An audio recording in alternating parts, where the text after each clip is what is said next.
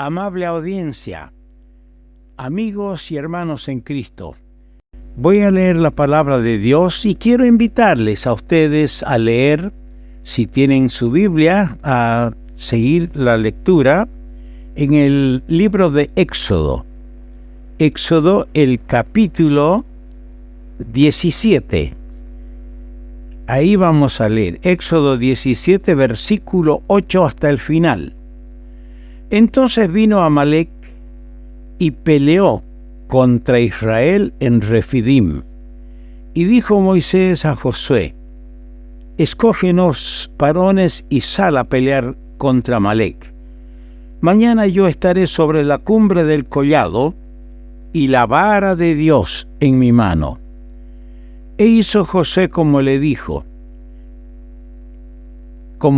Moisés, peleando contra Amalec. Y Moisés y Aarón y Hur subieron a la cumbre del collado. Y sucedía que cuando alzaba Moisés su mano, Israel prevalecía, mas cuando él bajaba su mano, prevalecía Amalec. Y las manos de Moisés se cansaban, por lo que tomaron una piedra y la pusieron debajo de él, y se sentó sobre ella. Y Aarón y Hur sostenían sus manos, el uno de un lado y el otro de otro. Así hubo en sus manos firmeza hasta que se puso el sol. Y Josué deshizo a Amalec y a su pueblo a filo de espada.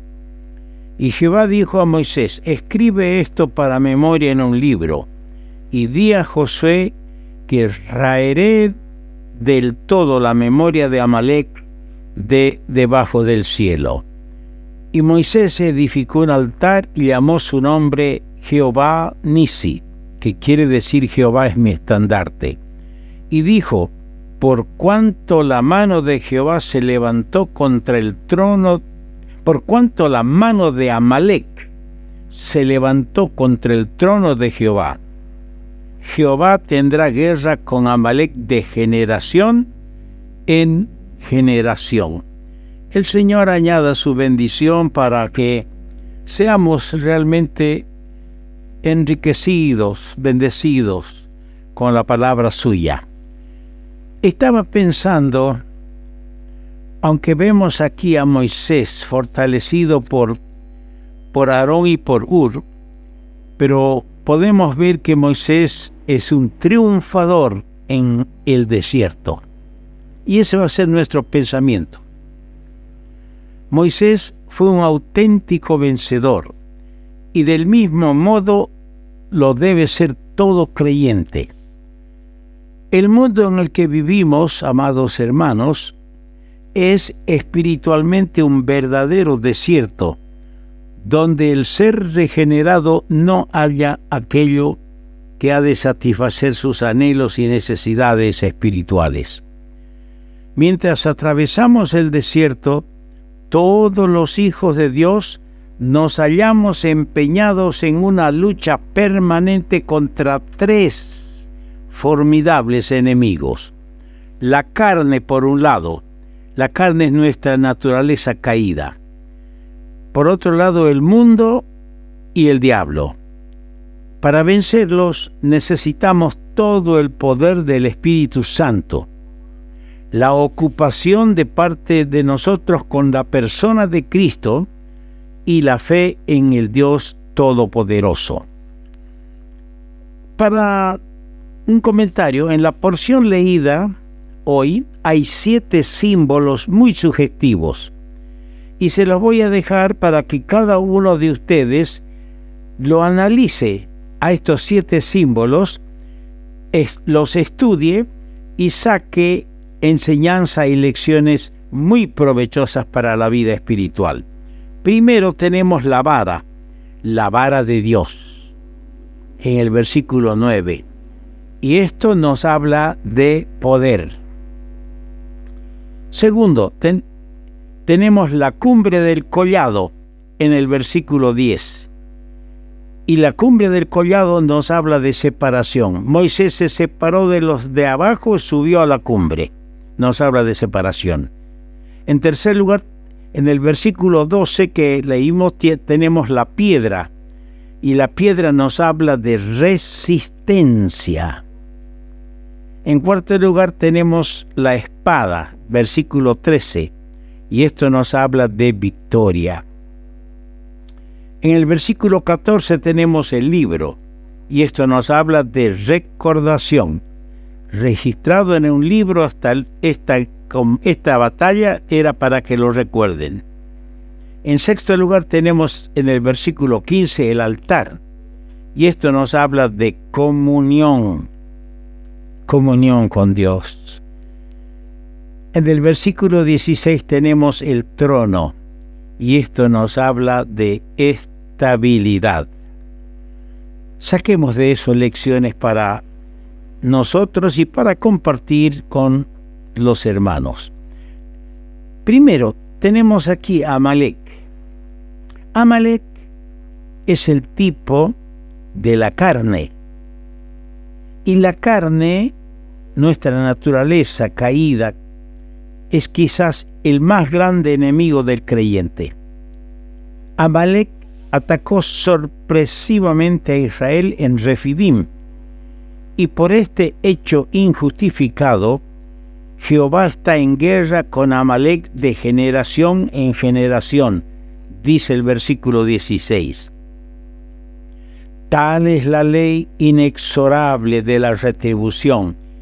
Esa ley de la retribución establece que la cosecha estará de acuerdo con la siembra. No puede haber nunca un cese en el conflicto entre la carne y el espíritu. Tomémoslo muy en cuenta, amados hermanos. Nunca va a haber un cese de este conflicto hasta el día que el Señor venga y redima con su presencia, cuando nos lleve, redima nuestra naturaleza, nos dé un nuevo cuerpo. Eso es lo que estamos esperando. La lucha entre la carne y el espíritu. Yo estaba pensando cuando puse este pensamiento en la mesa, en mi bosquejo, cuando pensé en la lucha entre la carne y el espíritu, estaba pensando en Gálatas capítulo 5, y lo voy a leer porque vale la pena leer la palabra de Dios. Estaba pensando en Gálatas capítulo 5, versículo 16. Digo pues, andad en el espíritu, y no satisfagáis los deseos de la carne, porque el deseo de la carne es contra el espíritu, y el del espíritu es contra la carne, y estos se oponen entre sí, para que no hagáis lo que quisierais. Pero si sois guiados por el espíritu, no estáis bajo la ley. Y manifiestas son las obras de la carne, que son adulterio, fornicación, inmundicia, lascivia, idolatría, hechicerías, enemistades, pleitos, celos, iras, contiendas, disensiones, herejías, envidias, homicidios, borracheras, orgías y cosas semejantes a estas, acerca de las cuales os amonesto, que ya os lo he dicho antes, como lo he dicho antes, que los que practican tales cosas no heredarán el reino de Dios. Mas el fruto del Espíritu es amor, gozo, paz, paciencia, benignidad, bondad, fe, mansedumbre, templanza. Contra tales cosas no hay ley. Pero los que son de Cristo han crucificado la carne con sus pasiones y deseos. Si vivimos por el Espíritu, andemos también por el Espíritu. No nos hagamos vanagloriosos, irritándonos unos a otros, envidiándonos unos a otros.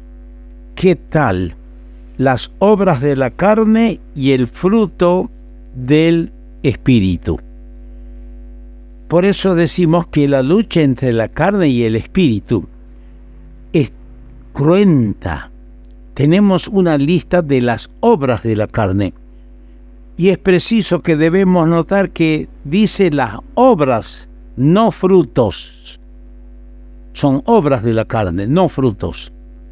Se hace mención de 17 pecados graves que son las obras de la carne, en los versículos 19 al 21 que hemos leído. En contraste con las obras de la carne, tenemos el fruto, y esto está en singular, no dice los frutos, el fruto del Espíritu en sus 9 manifestaciones. No tenemos que perder de vista que lo escrito en Gálatas capítulo 5 es para creyentes, es para los que somos de Cristo y no para los inconversos. En esta porción cuyo tema es el conflicto incesante entre la carne y el espíritu. El espíritu se menciona 7 veces y todo lo que hay en el mundo se resume en 3 cosas, figurando primero, en 1 Juan capítulo 2 dice, figura primero los deseos de la carne. Ahora, Moisés triunfa sobre dificultades externas e internas. Esto es importante. En los capítulos 17 y 18 de Éxodo se registran 3 grandes dificultades. La primera se relaciona con el pueblo, que se le sublevó y murmuró contra Moisés y contra Jehová. Y la segunda, con un enemigo de afuera, es el amalecita. Y la tercera se relaciona con Moisés mismo. La primera fue solucionada rápidamente por Dios, quien dijo a Moisés exactamente lo que debía hacer, cómo vencer a la amalecita. La segunda dificultad no se solucionó tan rápidamente en la anterior. Moisés clamó a Jehová, pero en esta es él que instruye a Josué.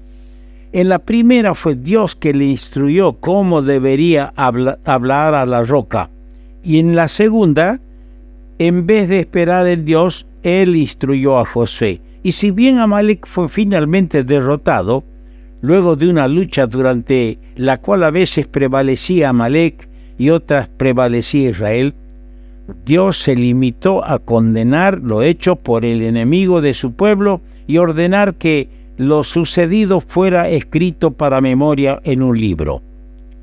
Si Moisés hubiera clamado a Jehová, la victoria hubiera sido inmediatamente y terminante.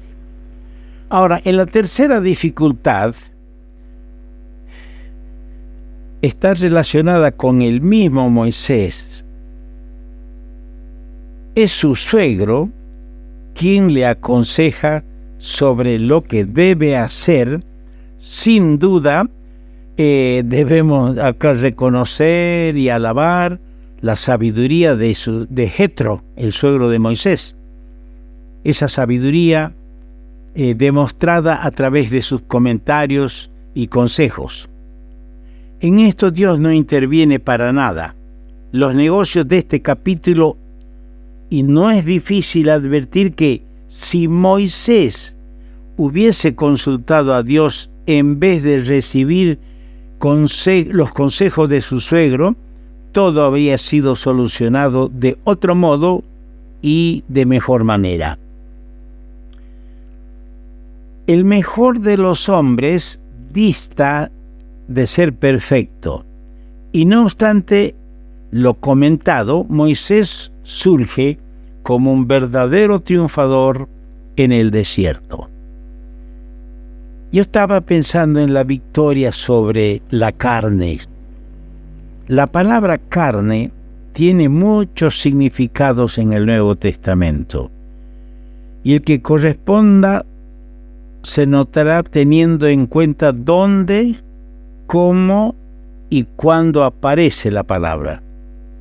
El señor Vine, conocedor del idioma original, dice: hablando en términos generales, la carne denota el elemento pecaminoso en la naturaleza del hombre, en virtud de ser descendiente de Adán, y lo espiritual es aquello que viene por la operación regeneradora del Espíritu Santo.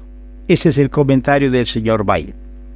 Ahora, la esencia misma de la carnalidad es el hacer nuestra propia voluntad. Eso es la carnalidad. Ser gobernado por el yo. Mientras que la de la espiritualidad es el hacer la voluntad de Dios en el poder de su Santo Espíritu. En 1 Corintios capítulo 3:1 descubrimos que hay creyentes carnales, porque dice: no pude hablaros como a espirituales, sino como a carnales. Esto es demasiado evidente. Las Escrituras nos hablan de una victoria sobre el mundo. En 1 Juan 5:4 dice: todo lo que es nacido de Dios vence al mundo. Y esta es la victoria que ha vencido al mundo, nuestra fe. También sobre el diablo se habla en Efesios 6:11, donde nos da la victoria sobre el diablo. Y sobre la carne también, en Gálatas capítulo 5, versículo 16. Por la fe podemos echar mano de todo el poder de la Trinidad, sabiendo que Dios está por nosotros, sabiendo que Cristo está con nosotros y sabiendo que el Espíritu Santo está en nosotros. Que nos ayude el Señor a través de su Santo Espíritu y su palabra a que seamos nosotros triunfadores como fue Moisés en circunstancias tan difíciles en el desierto. Que el Señor añada la bendición que esperamos de su palabra.